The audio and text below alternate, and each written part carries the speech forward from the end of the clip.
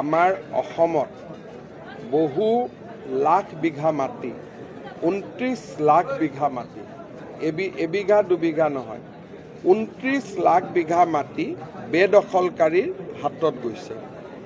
ইমান মানুহ অসমীয়া মানুহৰ হাততো নাই ইমান মাটি যিমান বেদখলকাৰীসকলে মাটি দখল কৰি ৰাখিছে।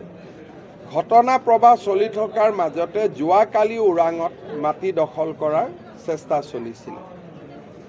এটা এটাকৈ লাহে লাহে আমি উচ্ছেদ কৰিব লাগিব, কৰবাত আইনী বাধা থাকিব, আইনী বাধা আঁতৰাব লাগিব।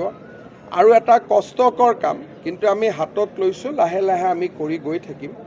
আৰু এখন আমাৰ তালিকা আছে যে কিখিনি আমি কাম সোনকালে কৰিব পাৰোঁ, যাক ইংৰাজীত ল' হেঙিং ফ্ৰুটছ বুলি কয়। আৰু আমি প্ৰত্যেক মাহতে কোনোবা নহয় কোনোবা এটা জেগাত কৰি থাকিম।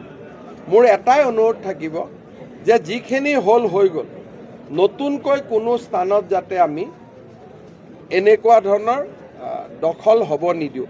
স্থানীয় ৰাইজে প্ৰতিবাদ কৰিলে বা স্থানীয় ৰাইজে আপত্তি কৰিলে তেওঁলোক নাহে, কিন্তু আমি দুই এজনে নিজৰ মেডিপট্টাই অলপমান বিক্ৰী কৰি দিলোঁ, তাতেই বহি ওচৰৰ মাটিলৈকে গুচি গ'ল, তেনেকৈ গোটেই বস্তুটো বিয়পি পৰে।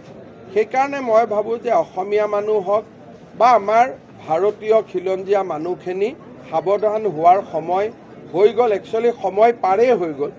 এতিয়াও যদি আমি অলপ সাৱধান হ'ব পাৰোঁ, হয়তো আমি জাতিটোক জীয়াই ৰাখিব পাৰিম।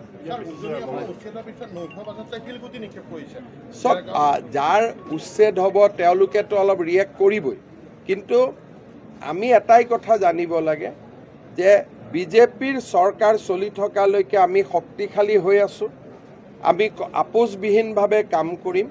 গতিকে এটা দুটা শিলগুটি আমাক ভয়ো খুৱাব নোৱাৰে।